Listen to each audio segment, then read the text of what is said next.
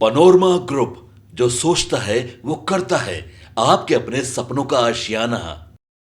नमस्कार, आप देख रहे हैं सिटी पोस्ट लाइव। मैं हूं सृष्टि राज। पटना में सियासी हलचल तेज है। बिहार में नई सरकार के गठन की तैयारियां लगभग पूरी हो चुकी है।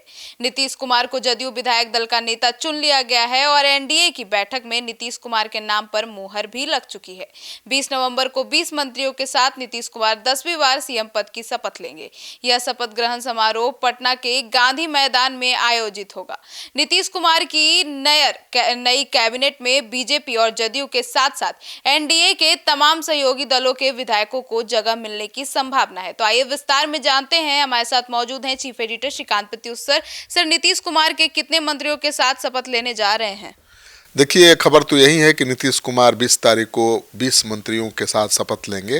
वैसे नीतीश कुमार तो सभी मंत्रियों के साथ एक साथ शपथ लेना चाहते थे, लेकिन बीजेपी चूंकि प्रधानमंत्री आ रहे हैं चाहती है कि छोटा कार्यक्रम हो, प्रधानमंत्री को ज़्यादा समय न देना पड़े, इसलिए छोटा समारोह हो रहा है। मतलब लाखों लोग होंगे लेकिन मंत्री केवल 20 ही होंगे। तो 20 मंत्रियों को शपथ दिलाया जाएगा और इनमें जेडीयू से 8, बीजेपी से 8, लोजपा से 2, हम से 1 और रालोमो से 1 विधायक शामिल हैं। तो जेडीयू में अधिकतर पुराने चेहरे को जगह दिए जाने की सूचना है और बीजेपी अपने कई चेहरों को बदल रही है। बीजेपी एक ओर जहां अनुभव को जगह दे रही है तो दूसरी ओर उसका युवा और महिला पर भी विशेष फोकस है, क्योंकि इस चुनाव में महिलाओं ने अहम भूमिका निभाई है, तो महिलाओं को नज़रअंदाज करना संभव नहीं है। तो बीजेपी के कई मंत्री जो पहले थे अब वो चले जाएंगे, मैदान से बाहर नजर आएंगे और नए लोगों को मौका मिल सकता है। सर, तो बीजेपी के कई संभावित मंत्रियों के नाम भी सामने आ चुके हैं। नीतीश कुमार की नई कैबिनेट में बीजेपी की ओर से नए पुराने नामों को जगह देने की बात चल रही है।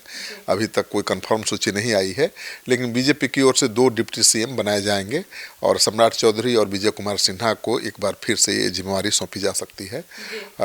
इसके अलावा नीतीश मिश्रा, नितिन नवीन जैसे नेता मंत्री तो बनेंगे ही।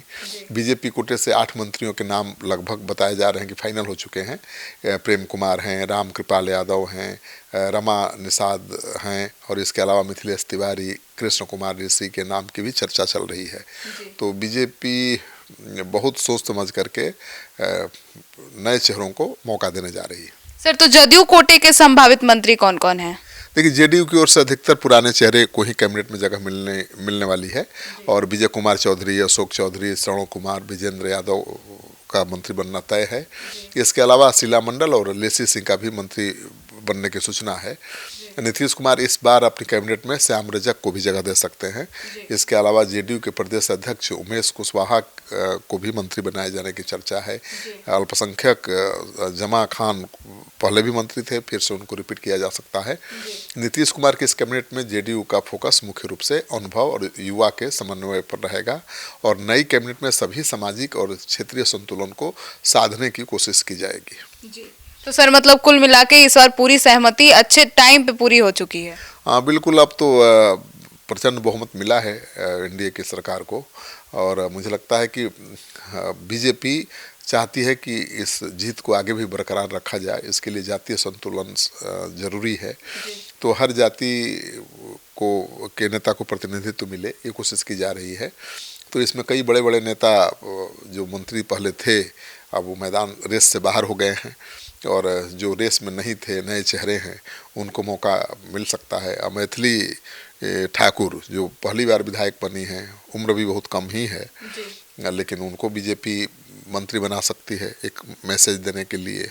या फिर दिग्विजय सिंह की बेटी जो चुनाव जीती हैं उनको भी मंत्री बनाया जा सकता है।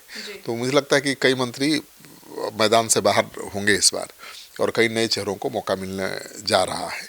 तो बीजेपी तो बहुत आमूल-चूल परिवर्तन करने जा रही है, लेकिन जेडीयू में कोई खास अंतर नहीं दिखेगा। जेडीयू में 2-3 नए चेहरों को जगह मिल सकती है मंत्रिमंडल में और उपेंद्र कुशवाहा की पत्नी चुनाव जीती हैं, वो मंत्रिमंडल में शामिल होंगी। जीतन राम मांझी के बेटे तो पहले से भी थे, संतोष सुमन, वो भी मंत्रिमंडल में शामिल होंगे। चिराग पासवान की तरफ से कहा जा रहा है कि राजू तिवारी जो प्रदेश अध्यक्ष हैं और विधायक दल के नेता भी हैं, उनको मंत्री बनाया जा सकता है। और दूसरा किसी पासवान समाज से किसी को मंत्री बनाया जा सकता है।